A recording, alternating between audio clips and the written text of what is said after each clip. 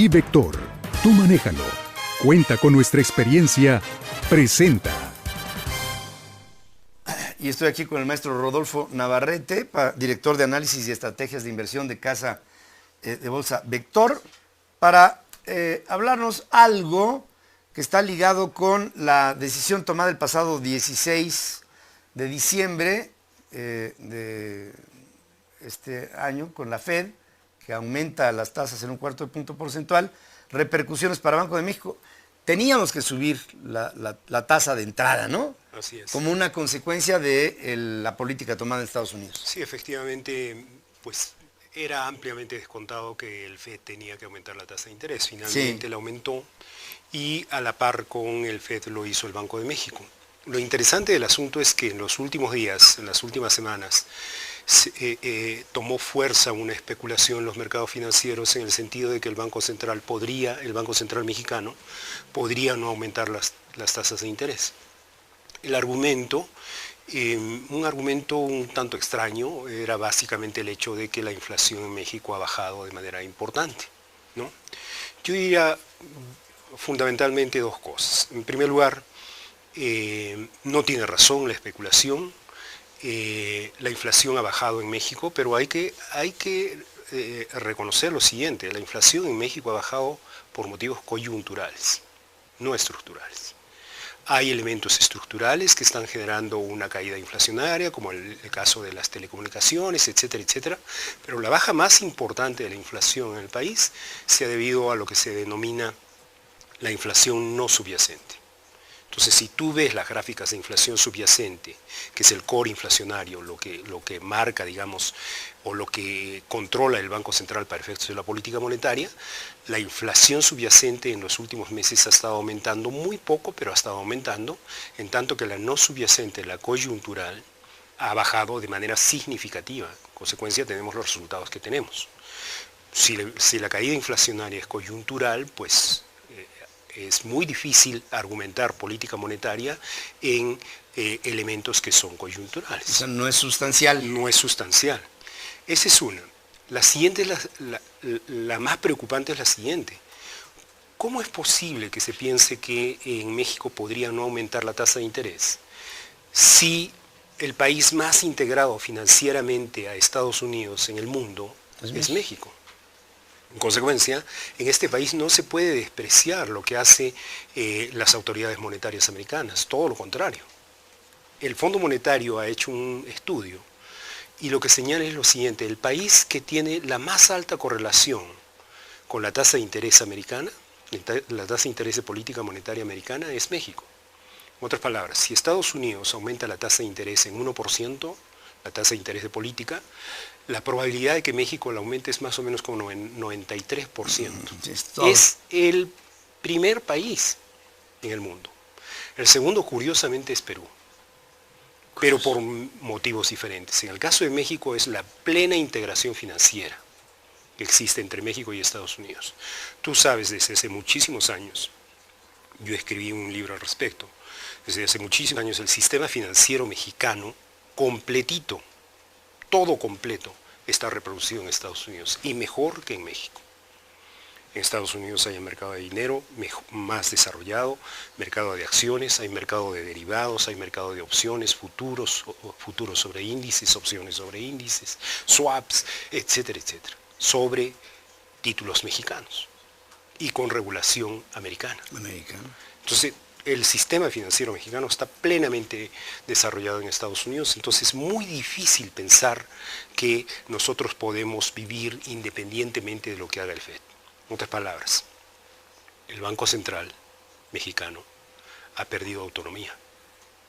Pero mira, no de lo que todos los economistas hablan, de la autonomía con respecto al gobierno, sino en este caso autonomía en el manejo de su propia política monetaria. ¿Con respecto de otra política monetaria? Exactamente, con respecto a Estados Unidos. Lo que haga Estados Unidos, es más, si tú ves el último comunicado del Banco Central, yo imagino que ellos están preocupados por esta especulación que se armó en los últimos días. ¿Por qué? No puede ser posible que se esté pensando que el Banco Central no va a aumentar la tasa de interés siendo la economía más integrada hacia Estados Unidos. El Banco Central lo dice. hemos aumentado o vamos a aumentar la tasa de interés ¿Debido a qué? a que lo aumentó el FED. La FED. Pero agrega inmediatamente, si no lo hiciéramos, el tipo de cambio se va a depreciar y nos va a provocar más inflación y va a deteriorar las expectativas inflacionarias. Eso es lo que dice. Y efectivamente tiene toda la razón.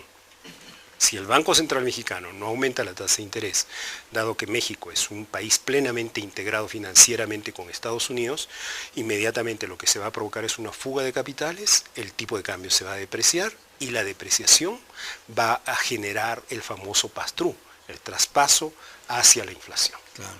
Conclusión, lo que ha dicho el Banco Central implícitamente en su comunicado es que todos los aumentos que haga el FED los va a seguir inmediatamente. Lo que yo no alcanzo a entender es por qué el Banco Central cambió sus fechas de las reuniones de política monetaria durante el 2016. Viste que en el 2015, a partir de mediados de año, empató prácticamente la reunión de política monetaria mexicana con la americana, ¿no? Pero para el 2016 no, hay desfases en algunas fechas hasta de 15 días. En otras palabras, el Banco Central está muy confiado de que no van a salir capitales.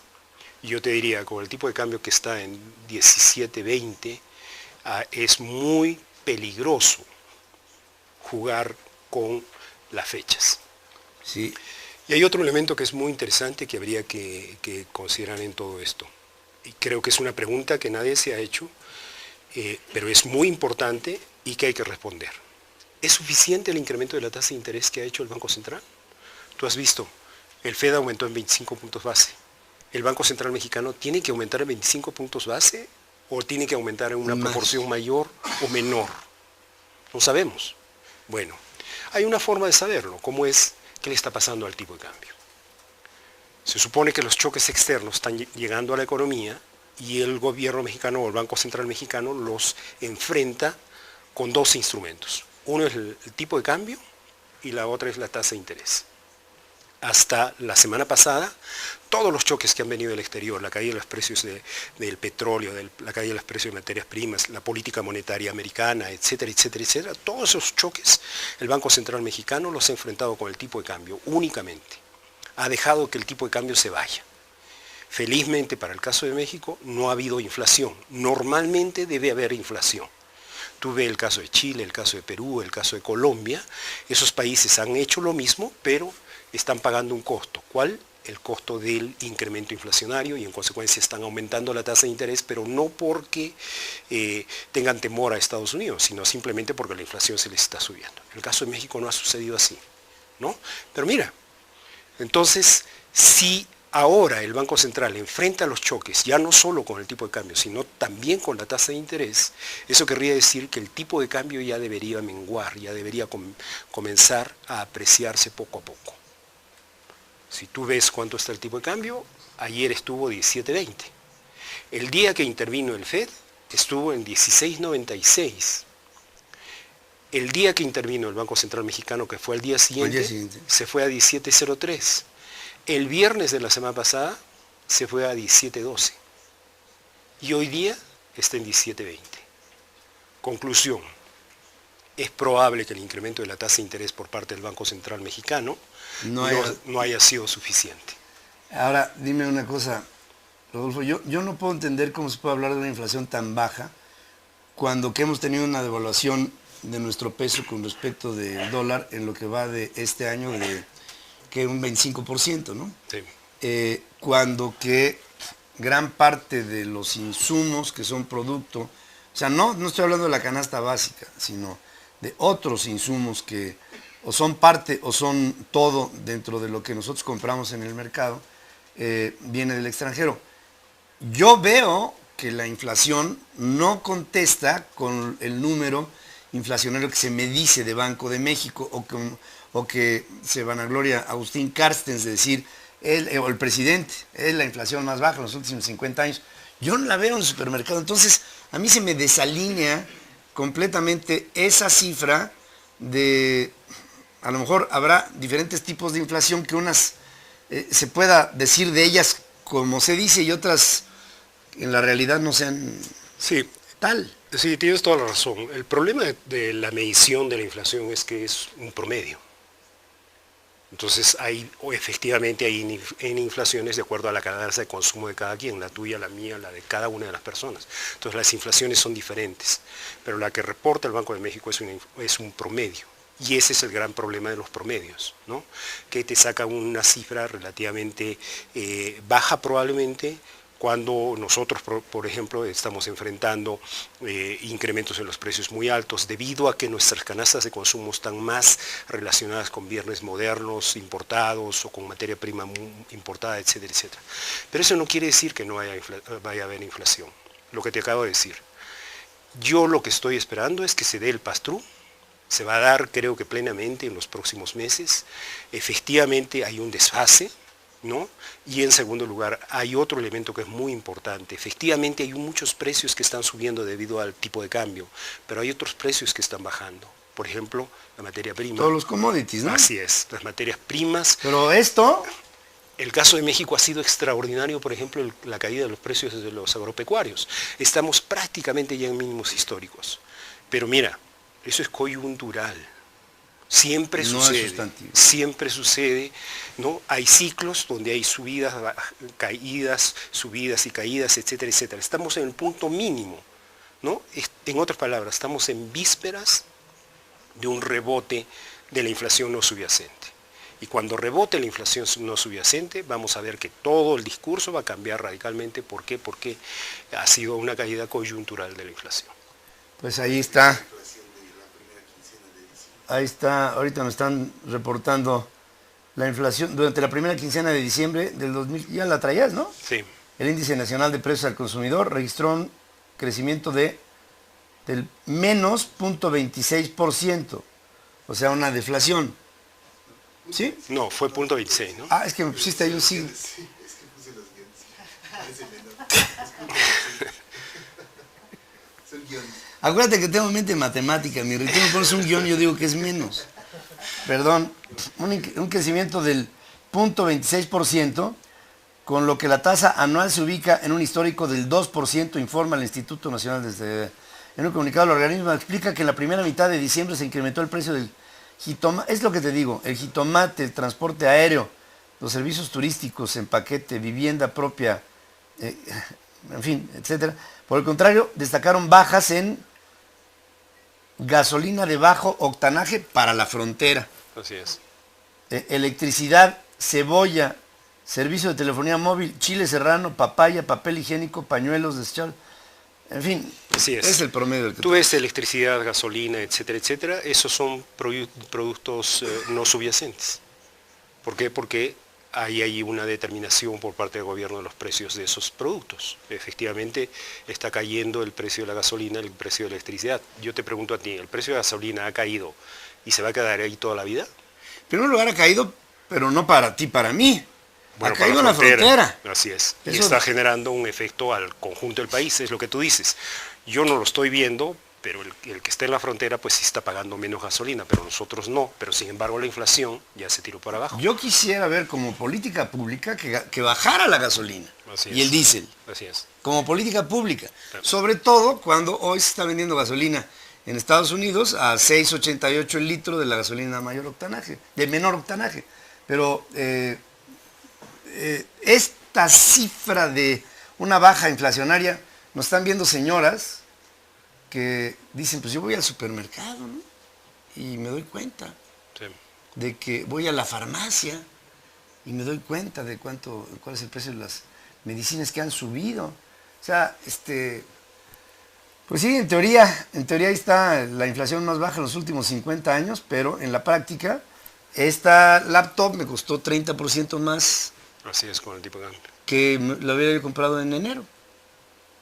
Bien. Entonces, ahí es en donde creo. Ahora, bajo la perspectiva de lo que tú dices sobre el que la Fed debió tal vez haber aumentado su tasa en un mayor porcentaje. El Banco de México. El Banco de México, ¿qué dije? Sí, la Fed. Perdón, el Banco de México hubiera aumentado la tasa en un mayor porcentaje. Yo estoy seguro que tienes razón.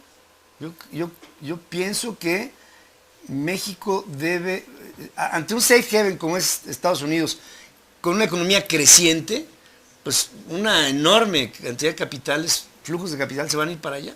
Así es. Y esto va a derivar en que economías como la nuestra vayamos a tener menos atractivo bajo un aumento proporcional.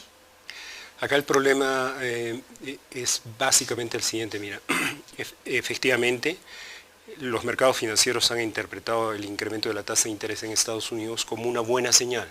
¿En qué sentido? En el sentido de que la economía está suficientemente fuerte como para aguantar un aumento de tasa de interés, ¿no? Eso es lo que ha interpretado el mercado, las reacciones han sido positivas, las bolsas han comenzado a aumentar, etcétera, etcétera. Bueno, México también ha aumentado la tasa de interés, pero mira, la interpretación es completamente diferente. Mientras que en Estados Unidos es una señal de que la economía está fuerte y aguanta un aumento de tasa de interés. Aquí es por otra razón. Acá en México aumenta la tasa de interés en circunstancias en que la economía está débil, ¿no? Totalmente. Conclusión, un aumento de la tasa de interés en México va a debilitar más todavía la economía y lo va a hacer en el próximo año. Por supuesto que sí. ¿No? Un año difícil. Un año difícil. Un último concepto que te quería yo proponer como pensamiento. Sí, está bien, la Fed aumenta un cuarto de punto porcentual la tasa. La expectativa es que la vuelva a aumentar frecuentemente o en periodos muy largos. Ahí también hay un punto muy interesante. Efectivamente, la presidenta del FED, Janet Yellen, en su discurso lo que dijo fue lo siguiente: nosotros esperamos un incremento gradual de las tasas de interés, muy poco a poco. En las proyecciones que ellos, los funcionarios del FED, hacen, más o menos se da a entender que las tasas subirían hasta 1.37 al cierre del próximo año, vale decir un punto porcentual, ¿no? El mercado no está descontando un punto porcentual, pero ellos han proyectado eso. En otras palabras, van a haber varios incrementos en el transcurso del 2016. Pero mira, no interesa mucho lo que piense Janet Yellen ni lo que piensen los funcionarios del FED. Lo que interesa y la clave del asunto es la siguiente: ¿cómo salen los datos?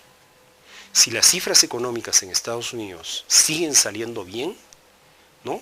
Por más que Janet Yellen haya dicho que va a hacer el aumento gradual, tendrá que ser muy rápido. Más rápido. Si al contrario las cifras económicas salen relativamente moderadas y va todo tranquilo, entonces los aumentos de la tasa de interés serán moderados. Claro, así como hay un soft landing, ¿no? Un aterrizaje suave, también hay un soft takeoff, ¿no? Así es. Es una economía que está empezando a tener confianza, que se quita las muletas y que empieza a volar. Así es. Eso es como se ve. Y en este año por venir, veremos cuál es el rostro de la fortaleza de nuestra economía en función, para mí el rostro de la economía es el peso.